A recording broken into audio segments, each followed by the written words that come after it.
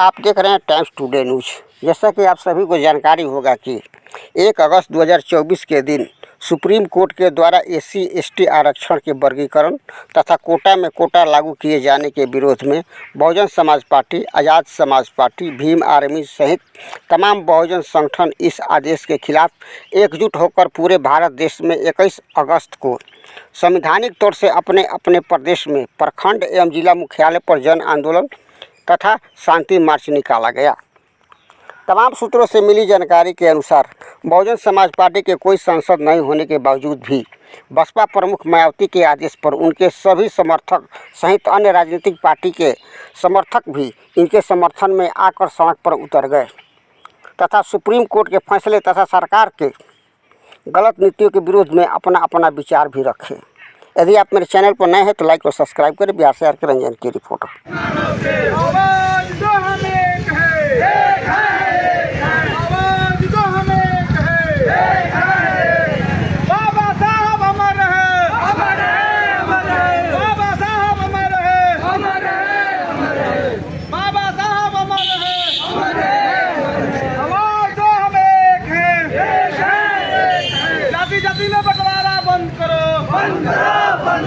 जाति जाति में बंटवारा बंद करो, बंद करो, बंद करो। बाबा साहब अमर रहे, अमर है। आवाज दो हम एक है। भारतीय संविधान जिंदाबाद, जिंदाबाद, जिंदाबाद। भारतीय संविधान जिंदाबाद, जिंदाबाद, जिंदाबाद। बाबा साहब नरेंद्र मोदी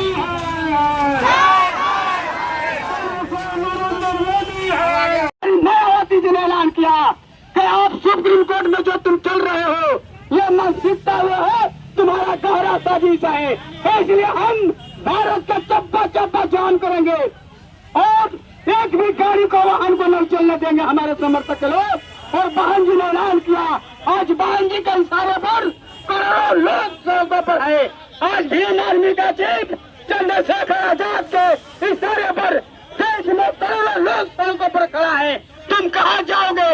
मैं पूछता हूँ सुप्रीम कोर्ट के जजों से, तुम वहाँ बैठे बैठे जो तुम्हारी मानसिकता है देश में दलितों से बांटने का ये षड्यंत्र हम लोग समझ चुके हैं।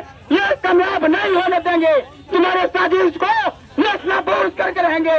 और फिर जो 2 अप्रैल 2018 में जो हमने ताकत दिखाया था पूरे देश में, वो आज मैं 21 अगस्त को ताकत दिखाने जा रहा हूँ। तुम जो सोच रहे हो हिंदू मुसलमान के नाम पर दंगा कराकर कुर्सी सलामत रखना चाहते हो, दलितों को बाढ़ कर कुर्सी सलामत रखना चाहते हो, ये अब देश में नहीं चलेगी। देश में रोजगार का सवाल चलेंगे, देश में रोजगारी की समस्या का समाधान वाला ये बात चलेगी। मित्रों, ये जो देश में मोदी सरकार बैठ रही है, ये केंद्र सरकार जो चल रही है, ये कानून के माध्यम से, ये सुप्रीम कोर्ट और हाई कोर्ट के माध्यम से देश को टुकड़ा टुकड़ा करना चाह रहे हैं। हम ऐसा देश को फटने नहीं देंगे, ऐसे समाज को फटने नहीं देंगे। हम बहुजन समाज के लोग हैं और बहुजन समाज के लोग हम लोगों ने मांग किया कि इस देश में जिसकी संख्या जितनी भारी उसको दो तुम उतना हिस्सेदारी। और हमारा जनसंख्या के मुताबिक इस देश में अगर हिस्सा बनता है तुम हमें दे दो। हम दूसरा कुछ नहीं करना चाहते हैं। हम देश में जातिगत जनगणना कराना चाहते हैं। तुम बता दो देश में कौन कौन से कितनी जाति के लोग निवास करते हैं और उस हिसाब से केंद्र में बजट बनाओ कि किस समाज को कितना हिस्सा चाहिए। तुम संसद में बैठ करके जो नौटंकी कर रहे हो, जो ड्रामा कर रहे हो, ये देश की जनता जान रही है। क्योंकि तुम जो इतने दिनों से जातीय जनगणना देश में नहीं हुआ, सुप्रीम कोर्ट ने जो आदेश दिया है हम लोग उसी का खिलाफ पूरे भारत में हम लोग चक्कर जाम किए हैं और हम लोग का मांग पूरा नहीं होगा तब तक हम लोग आंदोलन हम लोग का जारी रहेगा। जो सुप्रीम कोर्ट जो हम लोग के खिलाफ जो एससी एसटी समुदाय के लोग के साथ जो व्यवहार किया है, ये चौताला व्यवहार है। हम लोग चाहेंगे इस एससी एसटी का जो न्यायालय में जो कर सकते हम भी वही करेंगे जो बांग्लादेश की जनता कर रही है, जो श्रीलंका की जनता कर रही है। तानाशाही के खिलाफ हम भी सड़कों पर उतरेंगे, हम भी बगावत करेंगे इस तानाशाही के खिलाफ में। आप समझ रहे हो, दलितों और शोषितों का संगठन नहीं है। कान जी ने ऐलान किया, चंद्रशेखर आजाद रावण ने ऐलान किया, अब तुम्हें डरना नहीं है, हम लोग नेतृत्व करेंगे राजकीय का। तो मित्र, मैं बताना चाहता हूँ, ये लोग आपस में बांट करके अपना कुर्सी सलामत रखना चाह रहा है। मैं ये कहना चाहता हूँ, प्रशासन के लोग आगे खोलो। तुम समझ रहे हो कि हम डरा करके धरने को समाप्त करेंगे? तुम नजरें उठाकर देख लो, ये संगठित जनता की जो औकात है।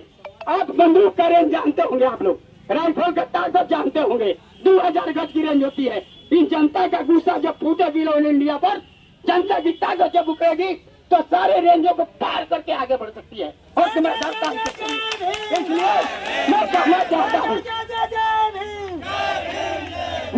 चाहता हूँ, आप बहुजन समाज के लोगों, आपस में तुम लोग को बांट करके ये सरकार नौटंकी कर रही है।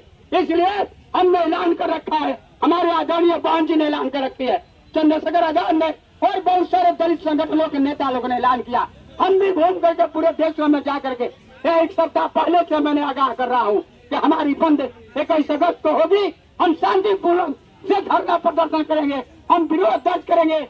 हमारे लोग, हमने पहले ही प्रशिक्षित किया है कि हमारे लोग दुकानदारों को कोई तकलीफ नहीं देंगे, यात्रियों को कोई तकलीफ नहीं दिया जाएगा, बीमार लोगों को आने जाने का साधन मुहैया कराएंगे अपने तरीके से। और कोई बीमारी हालत में है, एम्बुलेंस में जा रहा पार कराएंगे। लेकिन जो आदमी के लिए बड़े बड़े तमाम वर्गों के नौजवान जो वकीली करते हैं या प्रैक्टिस करते हैं, उनको जज बनने का मौका मिले। मैं बता दूं आप लोगों को, जो निचली जज है, जो मुंसिफ जज जो कहलाता है, जिला कोर्ट में बैठता है, उसके लिए परीक्षा होती है। लेकिन जो हाई कोर्ट में जज बनता है, जो सुप्रीम कोर्ट में जज बनता है, उसके लिए देश में कोई परीक्षा नहीं होती है। मित्रों, ये मैं बताना चाहता हूँ, ये क्या साजिश है देश में, ये कौन सा षड्यंत्र है? इसलिए कि दलित पिछड़ा माइनॉरिटी के लोग जब जज बन जाएंगे तो न्याय देना शुरू कर देंगे, नहीं तो हम लोग न्याय का दरवाजा बंद किए हुए हैं। ये सवर्ण मानसिकता के लोग हैं, ये देश में ये कहना चाहते हैं हमारा जनसंख्या ज्यादा है और कम लोग हैं, जो 15% के लोग हैं, ये देश में राज करना चाह रहे हैं। कलेजियम सिस्टम जो लागू है देश में, आप जानते हैं कलेजियम सिस्टम को, जो पैनल सिस्टम के माध्यम से आज जो अधिसूचना आगार जारी हुआ है, यूपीसीएससी के माध्यम से, जो देश में गृह मंत्रालय के अधीन में, सचिवालय के अधीन से जो 45 डायरेक्टर की बहाली होनी है, उसमें मुझे लेटरल एंट्री से बहाली होने जा रही है। देश में इसका कोई परीक्षा नहीं होगी, जो 45 IAS IPS का बहाली होगी। ये देश में कौन सा राजनीति चल रही है? मैं पूछना चाहता हूँ आम जनता से, ये देश में कौन सी राजनीति हो रही है? देश में कोई उद्योग धंधा नहीं लग रहा है, ये देश को बेचा जा रहा है। मित्रों, अब आप कान खोल कर सुन लीजिए। आप श्रीलंका का हालात देखे, आप 2 महीना पहले 3 महीना पहले, आज जो बांग्लादेश का हालात देख लीजिए। ये तानाशाही का रफ्तार है, उदाहरण पेश कर रहा हूँ।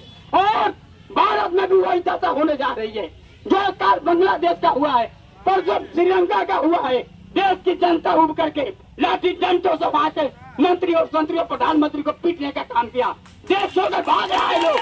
इसलिए मैं कहना चाहता हूँ,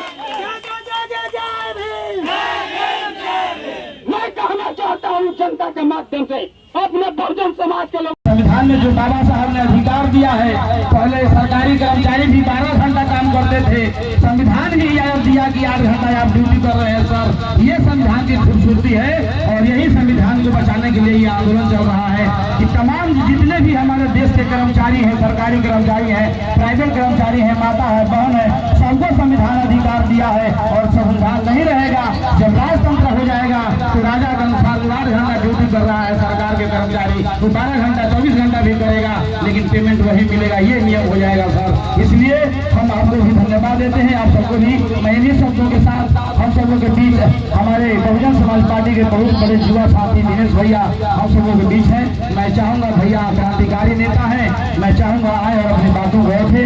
दिनेश राम जी, धन्यवाद।